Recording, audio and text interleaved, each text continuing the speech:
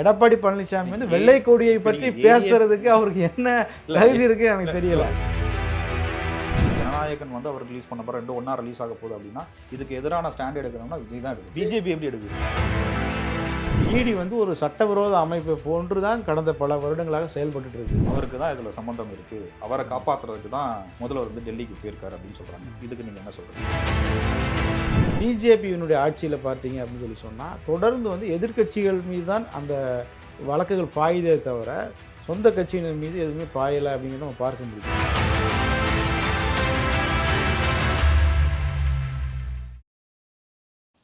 மக்கள் 369 நேயர்களுக்கு வணக்கம். இன்று நம்முடன் இருப்பவர் ஜேர்னலிஸ்ட் முகமது இஸ்மாயில் அவர்கள். சார் வணக்கம். வணக்கம். எப்படி இருக்கீங்க சார்? நல்லா இருக்கேன் சார். ஏடிஎம்கே வந்து அடிக்கடி ஒரு ஸ்டாண்ட் ஒன்று எடுக்கிறாங்க. ஏதாவது ஒரு இஷ்யூ நடந்துச்சுன்னா அவங்க ஒரு போஸ்டர் அடித்து விட்டுறது வழக்கமாக வச்சுருக்காங்க. அப்போ அண்ணா யூனிவர்சிட்டி இஷ்யூவில் கூட பார்த்தீங்கன்னா யார் அந்த சார் அப்படிங்கிற மாதிரி போஸ்டர் அடித்து விட்டுருந்தாங்க. இப்போ யார் அந்த தம்பி அப்படிங்கிற மாதிரி தமிழ்நாடு முழுவதுமே போஸ்டர் அடித்து ஓட்டியிருக்காங்க. எனக்குமே அந்த கியூரியாசிட்டி இருக்குது, யார் சார் அந்த தம்பி? அந்த தம்பி யார் அப்படிங்கிறது காவல்துறை விசாரணையில் தெரிய போகுது. இந்த மாதிரியான பாலியல் பலாத்கார சம்பவங்களை வந்து அரசியல் படுத்துறதை நான் வந்து முதல் கட்டமாக எதிர்க்கிறேன். ஏன்னா திமுக அதிமுக 2 பிரதான கட்சிகள் தமிழ்நாட்டில் இருக்கிறாங்க. நீங்கள் ஒரு தெருவில் 200 வீடு இருக்குது அப்படின்னா அதில் கண்டிப்பாக 50 வீடு திமுககாரங்க இருப்பாங்க, 50 வீடு அதிமுககாரங்க இருப்பாங்க. இப்போ ஆட்டோமேட்டிக்காக குற்றம் நடக்கும்போது அந்த ரேஷியோவில் வந்து இந்த 2 கட்சிக்காரங்களுடைய ரோல் தான் அதிகமாக இருக்கும். ஒன்று இவங்களா இருக்கும், இல்லை அவங்களா இருக்கும். இதை வந்து அரசியல் படுத்துறது வந்து அவங்க அரசியல் லாபத்துக்காகத்தான் தொடர்ந்து அரசியல் படுத்துகிறாங்க அப்படின்னு நான் கண்டிப்பாக. ஆக்சுவலாக ஏற்கனவே சொன்ன மாதிரி அண்ணா யூனிவர்சிட்டி இஷ்யூன்னு பார்த்தீங்கன்னா அது ஒரு பாலியல் வழக்கு, அதை வந்து அரசியல் படுத்தினாங்க. அது ரொம்ப தவறான ஒரு விஷயம் தான். இப்போ பார்த்தீங்கன்னா ஒரு டாஸ்மார்க் எம்டி விசாகனோட ஒரு வாட்ஸ்அப் சேட் அதை வந்து ஒரு ஆவணமாக எடுத்துட்டு அதில் வந்து தம்பின்னு சொல்லி அவர் பேசியிருந்த ஒரு விஷயத்தை எடுத்துகிட்டு தான் யார் அந்த தம்பி அப்படிங்கிற மாதிரியான இப்போ ஒரு போஸ்ட் அடித்து ஓட்டியிருக்காங்க. இது ஒரு ஊழல் வழக்குன்னே வச்சுக்கோங்களேன். ஊழல் பண்ணிட்டு இருக்கிறதா, மிகப்பெரிய அளவில் ஒரு ஊழல் நடந்திருக்கதா சொல்லப்படுது. நான் இதை பற்றி கேட்குறேன், இதில் சம்மந்தப்பட்டிருக்க அந்த தம்பி யாராக இருக்கும்? அதான் 2 பெயர்களை வந்து சொல்கிறாங்க. ஒன்று வந்து ரத்தீஷ் அப்படிங்கிற ஒரு பெயரையும், இன்னொன்று வந்து நம்ம சினிமா ப்ரொடியூசர் ஆகாஷ் பாஸ்கரன் அப்படிங்கிற அந்த 2 பேர் தொடர்பு படுத்தி இந்த செய்திகள் தொடர்ந்து வர்றதை நம்ம பார்க்க முடியுது. முதல் கட்டமாக வந்து ஊழலுக்கு வந்து எந்த கட்சியுமே விதிவிலக்கு இல்லை. அது திமுகவாக இருந்தாலும் சரி, அதிமுகவாக இருந்தாலும் சரி, பிஜேபியாக இருந்தாலும் சரி, காங்கிரஸ் இருந்தாலும் சரி, சரிங்களா? இந்த ஊழல் வழக்குகள் ஒவ்வொரு முறையும் பார்த்தீங்கன்னா அரசியல் பழிவாங்கும் நடவடிக்கைகளோடு தான் இந்த ஊழல் வழக்குகள் பதிவு செய்யப்படுது. காங்கிரஸ் ஆட்சியிலையாவது பார்த்தீங்கன்னா அவங்க வந்து தொடர்ச்சியாக 2G ஊழலாக இருக்கட்டும், 2G 3G அதே போல் வந்து காமன்வெல்த்து இப்படி பல ஊழல் குற்றச்சாட்டுகள் எழுந்தபோது அந்த காங்கிரஸ் அரசாங்கம் தங்களுடைய சொந்த அமைச்சர்களையே வழக்கு பதிவு செஞ்சு கைது செஞ்சாங்க. சுரேஷ் கல்மாடியாக இருக்கட்டும், அதே போல் ரயில்வே துறை அமைச்சராக இருந்தவர், இவங்க அமைச்சரவையில் இருந்த கனிமொழி, ராசா, இப்படி வந்து தைரியமாக அவர்கள் மீது வழக்கு பதிவு செஞ்சாங்க. இது பண்ணாங்க. எதிர்க்கட்சிகள் மீதும் அவங்க வந்து பழிவாங்கும் நடவடிக்கை மேற்கொண்டாங்க, குற்றச்சாட்டு இருக்குது.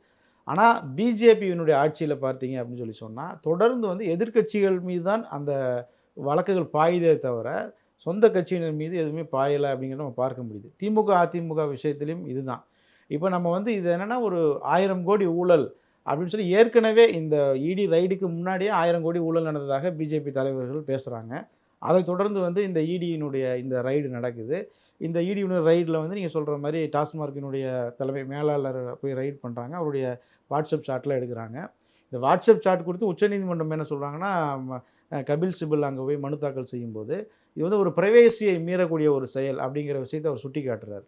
அப்போ வந்து இந்த இடியாக இருக்கட்டும், அதே போல் மத்திய ஏஜென்சிகள் எல்லாமே வந்து ஃபஸ்ட்டு வந்து அரசியல் பழிவாங்கும் நடவடிக்கையோடு செயல்படுறத நம்ம தொடர்ந்து பார்க்குறோம். அடுத்ததாக பிரைவேசியில் தலையிடுறாங்க. இது ஏதோ இடி ரைடில் மட்டும் கிடையாது.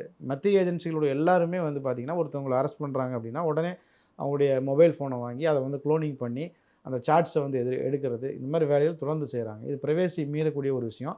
அந்த தம்பி யார் அப்படிங்கிறத இவங்க தான் சொல்லணும், இடி தான் சொல்லணும். அவங்க விசாரணை நடத்திட்டு முதல்ல இந்த விசாரணை சம்மந்தமான தகவல்களை வெளியிடுறதுக்கு பார்த்தீங்களா, அதுவே வந்து ஒரு இன்ஃபர்மேஷன் வேறு தான். அது நீங்கள் ஒரு ஏஜென்சி, நீங்கள் வந்து ரைடு பண்ணுறீங்க, ஒருத்தருடைய இதை வந்து எடுக்கிறீங்க அப்படின்னா அவர் மீது என்ன குற்றச்சாட்டு இருக்கோ குற்றச்சாட்டு உடனே வந்து குற்றப்பத்திரிகை தாக்கல் செய்யுங்க, நீதிமன்றத்தை தண்டனை வாங்கி கொடுங்க. இடி எத்தனை வழக்குகளில் கன்விக்ஷன், இடியோட கன்விக்ஷன் ரேட்டுங்கிறது 1% தான் இருக்குது. கிட்டத்தட்ட 193 வழக்குகளை வந்து இவங்க பதிவு செஞ்சுருக்காங்க இந்த இடி கடந்த சில வருடங்களில். அதில் வெறும் கன்விக்ஷன் ரேட்டு வெறும் 2 கேஸ், 1% கூட கிடையாது. அப்போ வந்து என்னென்னா இடி வந்து ஒரு பொலிட்டிக்கல் டூலாகத்தான் அவங்க பயன்படுத்துகிறாங்க அப்படிங்கிறத நம்ம பார்க்க முடியுது. அதே நேரம் வந்து திமுக வந்து ஒரு பரிசுத்தமான கட்சி அப்படின்னும், அதே போல் இந்த டாஸ்மார்க்கில் ஊழலே நடக்கலை அப்படின்லாம் நான் சொல்ல வரல. பட் ஊழல் நடக்குது. பட் அதை வந்து இவங்க அரசியலுக்காக தான் பயன்படுத்துகிறாங்களே தவிர, மக்களுக்கு இவங்க வந்து அந்த தண்டனையெல்லாம் வாங்கி தர போகிறதில்ல. கண்டிப்பா. இப்போ உண்மையான குற்றம் நடந்தது உறுதி செய்யப்பட்டு குற்றவாளிகள் அவங்க கண்டறிஞ்சாலுமே அவங்களுக்கு தண்டனை கிடைக்க போகிறதில்ல. இது எல்லாம் மக்களை வந்து ஜோக்கர்ஸா மக்களை வந்து இவங்க பார்க்குறாங்க அப்படிங்கிறது தான் என்னுடைய பார்வை. இப்போ நீங்கள் சொன்னீங்கல்ல, அதாவது ப்ரைவேசி, அதாவது ஒரு வாட்ஸ்அப் சாட்லாம் வந்து ஒரு ஆதாரமாக கொண்டு வரக்கூடாது அப்படின்னு. இப்போ முன்னாடிலாம் பார்த்தீங்கன்னா, ஒரு அக்யூஸ்டுட்ட உண்மையை அறியறதுக்கு ஒரு சோதனை பண்ணுறதுக்குலாம் வந்து பார்த்தீங்கன்னா, இன்ஜெக்ஷன் பண்ணுவாங்க, வேறு மாதிரியான சோதனைகள்லாம் பண்ணுவாங்க. இப்போலாம் அதெல்லாம் தேவைப்படுறது இல்லையே சார். மனசாட்சியை விட நிறைய விஷயங்கள் வந்து வாட்ஸ்அப்பில் தான் வச்சுருக்காங்க. அவங்களோட மொபைல் ஃபோனில் தான் வச்சுருக்காங்க. அதை சோதனை பண்ணாமல் எப்படி பண்ண முடியும்? இல்ல அதுதான் அது கரெக்ட் தான் நீங்க கேட்கறது. அக்யூஸ்ட் அப்படின்னா அவங்கள பற்றின ஃபுல் டீட்டெயில் வந்து ஃபுல் டேட்டா வந்து பார்த்தீங்கன்னா அவங்களோட மொபைல் ஃபோனில் தான் இருக்கும். பெரும்பாலும் வந்து பாத்ரூம் போனால் கூட எல்லாரும் மொபைல் ஃபோனை கையில் எடுத்துகிட்டு தான் போகிறாங்க. அந்த அளவுக்கு கூடவே இருக்கிற ஒரு விஷயம் அப்படின்னா, ஒருத்தர் தவறு செய்கிறாருன்னா அதுக்கான ஆதாரங்கள் அதில் தான் இருக்க போகுது. அதை சோதனை பண்ணுறதுல என்ன தவறு? அதை சோதனை பண்ணுறதுல தவறு இல்லை. ஆனால் அதை சோதனை பண்ணி அவர் அக்யூஸ்ட்டு நீங்கள் முடிவு பண்ணதுக்கப்புறம் நீங்கள் என்ன செய்ய போகிறீங்கிறது தான் இங்கே கேள்வி. நீங்கள் எத்தனை அக்யூஸ்ட்டு அப்படி தண்டிச்சிருக்கிறீங்க? 193 வழக்குகள் வந்து இடி பதிவு செஞ்சுருக்கு. 2 பேர் தான் அக்யூஸ்டு, 2 பேர் தான் கன்விக்ட் பண்ணியிருக்கிறாங்க. கிட்டத்தட்ட பிஜேபியினுடைய ஆட்சியில் 25 எதிர்க்கட்சி தலைவர்கள் மீது இடி ரைடு நடத்தப்பட்டு அந்த 25 பேருமே பிஜேபிக்கு போனதற்கு பிறகு புனிதர்களாக மாறியிருக்கிறாங்க. அப்போ அவங்களோட வாட்ஸ்அப் சாட்டில் எங்கே போச்சு? வாட்ஸ்அப் சாட்லேருந்து எடுத்த ஆதாரங்கள் எங்கே போச்சு? அப்போ நீங்கள் எதற்காக ஆதாரம் எடுக்கிறீங்க அப்படின்னு சொன்னால், ஒருத்தனை வந்து பிளாக்மெயில் பண்ணுறதுக்கு தான் ஆதாரம் எடுக்கிறீங்க. பிளாக்மெயில் பண்ணுறதுக்காக வந்து அவனை பிளாக்மெயில் பண்ணி உங்களுக்கு பொலிட்டிக்கல் கெயின் வேணுங்கிறதுக்காக தான் இந்த இடிங்கிறது வந்து ஒரு அமைப்பு. நம்ம அரசாங்கத்தினுடைய அமைப்பு. அதில் வேலை செய்கிற அதிகாரிகளுக்கெல்லாம் சம்பளம் மக்கள் வரி பணத்துலேருந்து தான் போகுது. அவங்கள வந்து உங்களுடைய இதுக்கு வந்து நீங்கள் எதுக்கு யூஸ் பண்ணுறீங்க? நீங்கள் அரசியல் பண்ணுறதுக்கு உங்கள் கட்சிக்காரவங்களை யூஸ் பண்ணுங்கள், உங்கள் கட்சி பணத்தை யூஸ் பண்ணுங்கள். அந்த அமைப்புக்கே ஒரு கெட்ட பேர் ஏற்படுதா இல்லையா இதனால்? ஆக்சுவலாக பார்த்தீங்கன்னா, இடியை வச்சு என்ன மாதிரியான ஒரு டார்ச்சர்ஸ் கொடுத்தாலும் என்ன பண்ணாலுமே நாங்கள் வந்து ரொம்ப பரிசுத்தமானவர்கள், எங்களை வந்து மிரட்ட முடியாது அப்படிங்கிற மாதிரி ஸ்டேட்மெண்ட்லாம் டிஎம்கே ஏற்கனவே கொடுத்துருக்காங்க. நிறைய நம்ம பார்த்துருக்கோம். நாங்கள் வந்து அதுன்னு சொல்கிறது, நடுவண் அரசு என்ன மாதிரியான டார்ச்சர்ஸ் எங்களுக்கு கொடுத்தாலும், எவ்வளோ ப்ரெஷர் கொடுத்தாலும் நல்லா என்ன சொல்கிறது சந்திக்கிறதுக்கு நாங்கள் தயாராக இருக்கோம் அப்படிங்கிற மாதிரி தான் அவங்க பேசியிருக்காங்க. அப்படி இருக்கும் பட்சத்தில் இப்போ முதல்வர் வந்து டெல்லிக்கு பயணம் போயிருக்காராம். அது வந்து அது கூட எடப்பாடியார் வந்து ஒரு வடிவேல் காமெடியோட ஒப்பிட்டு பேசியிருக்காரு. வெள்ளைக்கொடிக்கு வேலை வந்துருச்சு, அதுக்காக தான் போயிருக்காரு. அதாவது நீங்கள் சொன்னீங்கல்ல, அந்த தம்பி அப்படிங்கிறதுக்கு ஒரு 2 பேர் சொன்னீங்க. ஆனால் வந்து இங்கே சொல்ல போகிறது என்னென்னா, துணை முதல்வரை தான் சொல்கிறாங்க. அவருக்கு தான் இதில் சம்மந்தம் இருக்குது, அவரை காப்பாற்றுறதுக்கு தான் முதல்வர் வந்து டெல்லிக்கு போயிருக்காரு அப்படின்னு சொல்கிறாங்க. இதுக்கு நீங்கள் என்ன சொல்கிறீங்க? இல்லை, இது வந்து திரைமறைவில் நடக்கக்கூடிய விஷயங்கள். இது வந்து எல்லாமே யூகத்தின் அடிப்படையில் பேசக்கூடிய விஷயங்கள். அவர் ஒரு முதலமைச்சர் நிதி ஆயோக் கூட்டத்தில் இது வரைக்கும் அவர் கலந்துக்கிட்டதில்லை. இப்போ ஃபஸ்ட் டைமாக போகிறாரு. இது வந்து இப்போ நம்ம வெளிப்படையாக இருக்கிற விஷயங்களை வச்சு தான் பேச முடியும். யூகத்தின் அடிப்படையில் அவர் இவரை காப்பாற்றுறதுக்கு தான் போகிறாரு அப்படிங்கிறதுக்கு என்ன எவிடன்ஸ் இருக்குது, யார்கிட்ட இருக்குது? திமுக வந்து நீங்கள் சொன்னது மாதிரி அவங்க தொடர்ந்து பல வழக்குகளை இடி ரைட்ஸை சந்திச்சு தான் இருக்கிறாங்க. செந்தில் பாலாஜி இவ்வளோ நாள் ஜெயிலில் இருந்தார். அப்பவும் வந்து திமுக இயல்பாகவே வந்து பிஜேபியோட கூட்டணிக்கு போகிறது கிடையாது. அவங்க சொல்கிறத கேட்கணுங்கிற அவசியம் கிடையாது. ஏன்னா இவங்க இருக்கக்கூடிய அலைன்ஸ் வேறு. இந்தியா அலைன்ஸ் இன்றைக்கி நாட்டில் மிகப்பெரிய ஒரு அலைன்ஸ் இந்தியா அலைன்ஸு. அதில் தான் அவங்க இருக்கிறாங்க, அதில் அவங்க இருக்க போகிறாங்க. ஏடிஎம்கே பிஜேபி அலைன்ஸு ஆல்ரெடி தமிழ்நாட்டில் உருவாகிருச்சு. ஏடிஎம்கேவுக்கு தான் அதற்கான அவசியம் இருக்குது. ஏடிஎம்கே மிரட்ட வேண்டிய அவசியம் தான் பிஜேபிக்கு இருக்குது. எடப்பாடி பழனிசாமி வந்து வெள்ளை கொடியை பற்றி பேசுறதுக்கு அவருக்கு என்ன தகுதி இருக்குது எனக்கு தெரியல. ஒரு விஷயம், இப்போ டெல்லி பயணம் அப்படிங்கிற ஒரு விஷயத்தை அவர் விமர்சனம் பண்ணியிருக்காருல்ல, வெள்ளை கொடிங்கிற ஒரு விஷயத்தை விமர்சனம் பண்ணியிருக்காரு. அது உண்மையாக தானே இருக்குது. இப்போ உதாரணத்துக்கு சொல்லணும்னா, இப்போ கேஎன் நேரு அவங்களோட அலுவலகம் வீடுங்களாம் வந்து இடி ரைட் பண்ணாங்க. என்ன நடந்துச்சு? அவர் டெல்லி பயணம் போயிட்டு வந்தாங்க. அதுக்கு சம்பந்தமான ஏதாவது ஒரு விஷயங்கள் வெளியில் வந்துச்சா? டெல்லிக்கு போனாவே வந்து போயிட்டு வந்தாரு, அதுக்கப்புறம் வந்துச்சா? இல்லை. அதே மாதிரி இவர் துரைமுருகன் அவரோட அலுவலகத்தில், அவரோட பையனோட அலுவலகத்தில் வீடுகளில் அவர் சம்மந்தப்பட்ட இடங்கள் எல்லாம் ரைட் பண்ணாங்க. அவங்களும் டெல்லிக்கு பயணம் போயிட்டு வந்தாங்க. அதுக்கப்புறம் ஏதாவது நியூஸ் வெளியில் வந்துச்சா?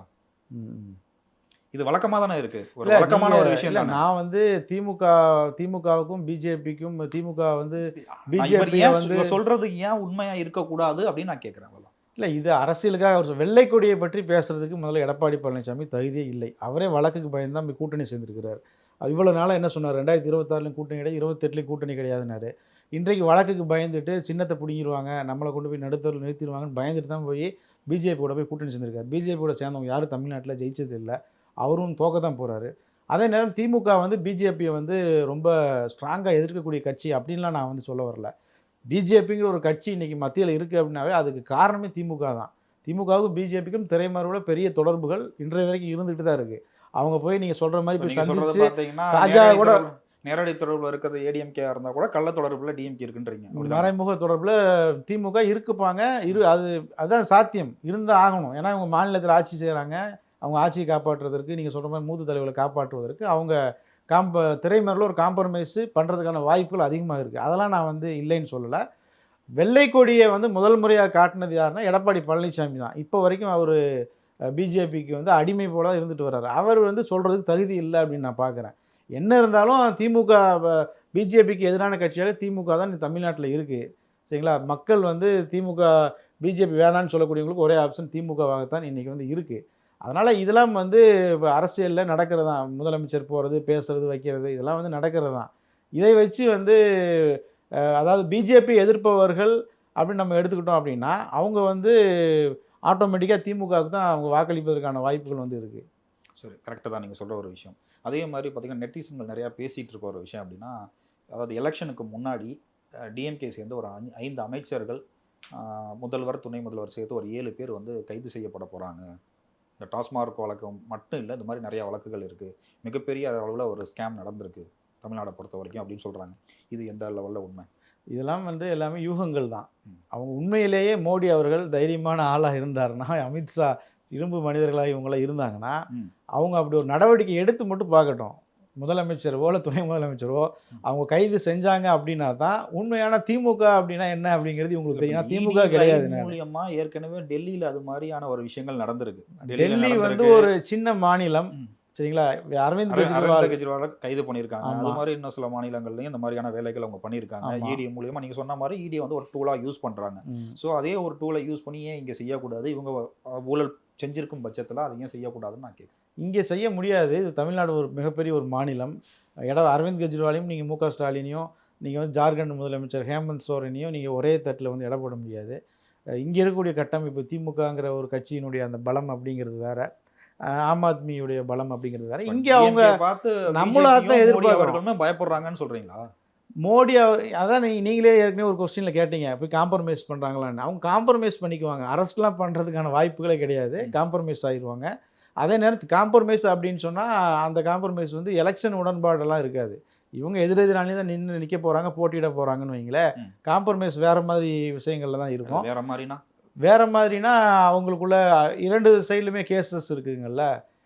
பிஜேபிக்கு எதிரான விஷயங்கள் இவங்க எடுக்க மாட்டாங்க, இவங்களுக்கு எதிரான விஷயங்கள் அவங்க எடுக்க மாட்டாங்க. அப்படி தான் காம்ப்ரமைஸ் அவங்களுக்கு தேவையான சில பிஸ்னஸ் நலன்கள் வந்து இங்கே வந்து நிறைவேற்றப்படும். அப்படி தான் காம்ப்ரமைஸ் தான் ஆவாங்களே தவிர ஸ்டாலினை அரெஸ்ட் பண்ணுற அளவுக்குலாம் தைரியம் மோடிக்கோ அமித்ஷாவுக்கோ கிடையாதுன்னு நான் வந்து ஓப்பனாகவே நான் சொல்கிறேன். கண்டிப்பாக, நிச்சயமாக. நீங்கள் ஏற்கனவே ஒரு விஷயத்த சொல்லியிருந்தீங்க. இந்த வழக்கில் தொடர்புடைய பார்த்தீங்கன்னா அந்த ரித்தீஷ், அப்புறம் ஆகாஷ், இவங்கெல்லாம் யார்? இவங்கெல்லாம் எங்கேருந்து வந்தாங்க? இவங்களோட இந்த வழக்குக்குள்ளே அவங்க உள்ளே வர்றதுக்கான காரணம் என்ன? அதாவது இது ரொம்ப முக்கியமான கேள்வி. பலரும் வந்துன்னா ரித்தீஷ் யார், ஆகாஷ் பாஸ்கரன்னா யார் அப்படி தான் போகிறாங்க. இது வந்து ஒரு இன்ஃபர்மேஷன் வேறு தான். பிஜேபி வந்து ஒரு ஐடியாலஜி அடிப்படையில் தான் அவங்க எதையுமே வந்து ரொம்ப ஸ்ட்ராங்காக செய்வாங்க. பராசக்தி அப்படிங்கிற ஒரு படம் வந்து வரப்போகுது. சரிங்களா? இந்த பராசக்திங்கிற படம் வந்து திமுகவோட ஐடியாலஜியாக சொல்லக்கூடிய படம் அப்படின்னு சொல்லி எதிர்பார்க்கப்படுது. அதில் வந்து சிவகார்த்திகேயன் நடிக்கிறாரு. விஜயோட ஜனநாயகன் வரும்போது 2 சைமல்டேனியஸாக ஒரே டைமில் வந்து ரிலீஸ் ஆக போகுது. இந்த படத்திற்கு எதிரான ஒரு நடவடிக்கையாகத்தான் நான் இந்த மொத்த இடி விஷயத்தையுமே நான் வந்து பார்க்குறேன். இந்த படத்தை வந்து முடக்கணும். இல்லை, அது எப்படி இப்போ வந்து ஒரு ஜனநாயகன் வந்து அவர் ரிலீஸ் பண்ண போகிற 2 ஒன்றா ரிலீஸ் ஆக போகுது அப்படின்னா இதுக்கு எதிரான ஸ்டாண்ட் எடுக்கணும்னா விஜய் தான் எடுக்கணும். இல்லை, பிஜேபி எப்படி எடுக்குது? அதுதான் சந்தேகம் எல்லாருக்கும். சரிங்களா? இப்போ என்ன சந்தேகம், முதல்ல வந்து அவங்களுக்கு வந்து இப்போ ஜனநாயகன் ரிலீஸ் ஆகிறது அது ஒரு தனி சாப்டரு. சரிங்களா? விஜயோட அரசியல் நலன்கள் என்ன அப்படிங்கிறது அது ஒரு தனி சாப்டரு. இந்த பராசக்தி ரிலீஸ் ஆகக்கூடாதுன்னு அவங்க பார்க்குறாங்க. ஏன்னா அவங்க வந்து தொடர்ந்து ஐடியாலஜி படங்களை பிஜேபியினுடைய ஆதரவோடு தொடர்ந்து இந்தியா முழுக்க எடுத்துகிட்டு இருக்கிறாங்க. அது வந்து மிகப்பெரிய அளவில் அவங்களுக்கு வெற்றியை கொடுத்துட்டு வருது. ஒரு வருஷத்துக்கு குறைஞ்சபட்சம் ஒரு 20-25 படங்கள் அவங்க ஐடியாலஜி சார்ந்த படங்களை பிஜேபி எடுக்கிறாங்க. அதுக்கு ப்ரமோஷன் கொடுக்குறாங்க, முதலமைச்சர்களே போய் பார்க்குறாங்க, வரி விலக்கு கொடுக்குறாங்க, இதெல்லாம் செஞ்சுட்டு இருக்கிறாங்க. தமிழ்நாட்டில் வந்து அவங்க வந்து அதற்கு எதிரான ஒரு நிலைப்பாடு. ஏற்கனவே நம்ம எம்புரான் படத்தை பார்த்தோம். எம்புரானுக்கு இதே இடி ரைடு வந்துச்சு. அப்போ எம்புரானுக்கும் அரசியலுக்கு என்ன சம்மந்தம் இருக்குது? படத்தினுடைய இவர் டைரக்டர் வந்து இவர் நம்ம ஆக்சுவலாக பிஜேபியோட அதாவது ஆர்எஸ்எஸோட ஐடியாலஜிக்கு எதிராக இருக்குது அந்த கதை எதிரான இந்த கதை படம். அப்படிங்கிறதுக்கு தான் இது பண்ணாங்க. ஆனால் அதுக்கும் இடி ரைடுக்கும் சம்மந்தமே இல்லை. ஆனால் நீங்கள் சொல்கிற மாதிரி பிஜேபி வந்து இடியை வந்து டூலாக தான் யூஸ் பண்ணுறாங்க. அது உண்மைதான். அதில் இந்த மாற்றுக்கு அர்த்தம் கிடையாது. இப்போ இந்த இடத்துல இதுக்கு சம்மந்தமே இல்லைல்ல. இது வேற ஆக்சுவலாக என்னென்ன கொள்கை எதிரி, அரசியல் எதிரி அப்படிங்கிற மாதிரி பிஜேபியும் டிஎம்கேயும் வந்து அடையாளப்படுத்திட்டாரு டிவிகே தலைவர் விஜய் அவர்கள். அப்படி இருக்கும்போது விஜய்க்கு ஆதரவாக ஒரு விஷயத்தை அவங்க செய்கிறதுக்கு வாய்ப்பு இல்லை. இல்லை, எதிரிக்கு எதிரி நண்பன், அவ்வளோதான். இப்போ வந்து சீமானை வந்து பிஜேபி சைலண்டாக இருந்து சீமான் வளர்ச்சியை அவங்க ரசிக்கிறாங்க. சீமான் வந்து பிஜேபிக்கு எதிரானவராக இருக்கலாம், சீமான் எதிரானவராக இருக்கலாம். பட் சீமான் வளரணும்னு பிஜேபிக்கு ஒரு சின்ன இது இருக்குது. ஏன்னா சீமான் வந்து இந்த திராவிட ஐடியாலஜி ஒழிச்சிட மாட்டாரா நம்ம சொல்ல முடியாது. அவர் பாட்டு மோடியை புகழ்ந்து பேசுறதும், அமித்ஷாவை புகழ்ந்து பேசுறதும், இப்போ என்னோட நான் என்ன சொல்றது, பெரியாரோட பேரன், பெரியாரோட கொள்கை தான் வந்து பெரிய விஷயம் அப்படின்னு பேசினவர் தான் இப்போ பெரியாருக்கு எதிராக நிற்கிறாரு. அதுக்கு காரணம் பார்த்தீங்கன்னா அவர் வந்து பார்த்தீங்கன்னா எனக்கு தெரிஞ்சுட்டு என்னோட ஐடியா அப்படி அப்படின்னு பார்த்தீங்கன்னா அதாவது நாம் தமிழோட ஓனர்ஷிப் மாறிடுச்சுன்னு நினைக்கிறேன். சரிங்களா? ஓனர்ஷிப் வேற பக்கம் போனதுனால தான் இவரோட ஐடியாலஜி வேற மாதிரி மாறிடுச்சு. அதனால கூட அவர் அப்படி பேசலாம். இது எல்லாமே யூகங்கள் தான். சீமான் அவர்களுடைய அப்படின்னா நான் வந்து அப்படி பார்க்கல. அவர் ஒரு தனி கொள்கையை முன்னிறுத்தி அவர் வந்து போறாரு. என்ன கொள்கை இருக்கு சொல்லுங்க? அவர் தமிழ் தேசியம் அப்படிங்கிற ஒரு கொள்கையை முன்னிறுத்துறாரு. அவர் தான் முதலமைச்சர் ஆகணும் அப்படின்னு விரும்புறாரு. ரெண்டு கட்சி ஒரு விஷயம் பேசுறாரு. இன்னைக்கு ஒரு விஷயம் அவர் சொல்றாரு, இதுதான் என்னோட கொள்கை, நான் இதை நோக்கி தான் பயணிக்க போறேன்னு சொல்றாரு. அதே ஒரு விஷயத்த நாளைக்கு திரும்ப பேசுவார் அவரு. இல்லை, அப்படி தானே 20 வருஷமா அப்படி தானே, ஒரு 15 வருஷமா அப்படி தானே பேசிட்டு இருக்காரு. மாற்றி மாற்றி தான் பேசுவார். வேற வேற விஷயம் தான் பேசுவார். மாற்றி என்ன பேசுனா நீங்கள் சொன்னீங்கன்னா நல்லா இருக்கும். என்ன எந்த விஷயத்தில் மாற்றி பேசியிருக்கிறாரு? பெரியார் இப்போ கட்சி ஆரம்பிச்சதுக்கு அப்புறமே பெரியாரை பற்றி, பெரியாரோட கொள்கைகளை பற்றி அவர் பேசினாரா? இல்லை, அவர் வந்து தெளிவாக சொல்கிறாரு, பெரியார் நாங்கள் பல தலைவர்களை முன்னெடுக்கிறோம், பல தலைவர்களுடைய கருத்துக்களை உள்வாங்கியிருக்கிறோம், அதை எடுத்துக்கிறோம், அவங்கள தலைவர்களாக மதிக்கிறோம், அதில் பெரியாரும் ஒருவர். அதே நேரம் பெரியார் வந்து எங்களுக்கு வழிகாட்டிகள் இல்லை. இப்போ திமுக வந்து வழிகாட்டியாக பெரியாரை சொல்கிறாங்க. அது இப்போ பேசுகிறாரு.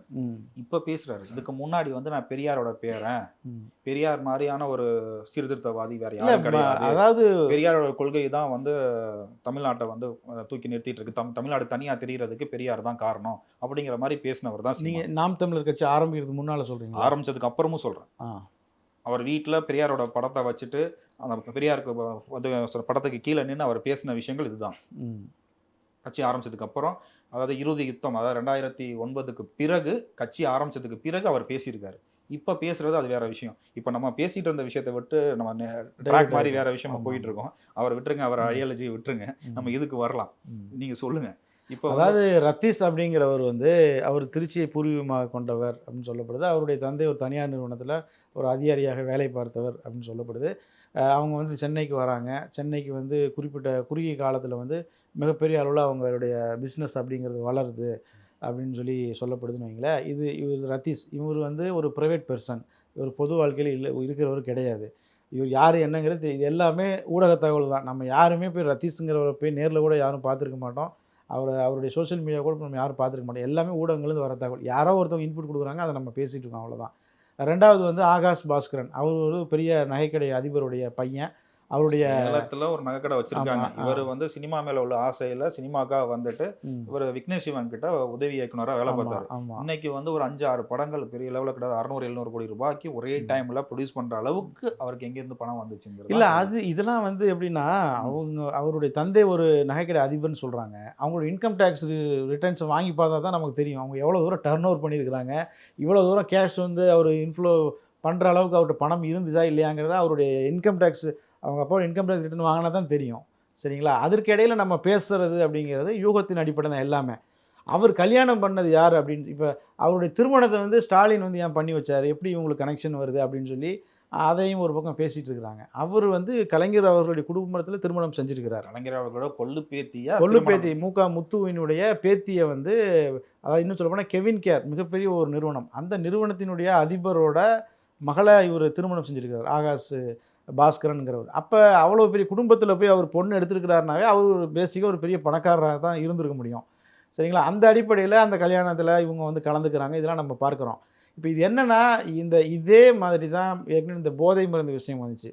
அதில் பார்த்தீங்கன்னா ஜாஃபர் சாதிக் அப்படிங்கிறவர், ஏதோ அவர் தான் வந்து இந்த போதை மருந்தே உலகத்தில் கண்டுபிடிச்சது மாதிரியும், அவர் தான் உலகத்துக்கே சப்ளை பண்ணுறது மாதிரியும், அந்த பணத்தை வச்சு தான் அமீர் படம் எடுத்தாருங்கிற மாதிரியும் ஒரு பெரிய பிரளயத்தை கிளப்புனாங்க. கடைசியில் பார்த்தீங்கன்னா ஜாபர் சாதிக்கு ஜாமீன் கிடச்சிடுச்சு.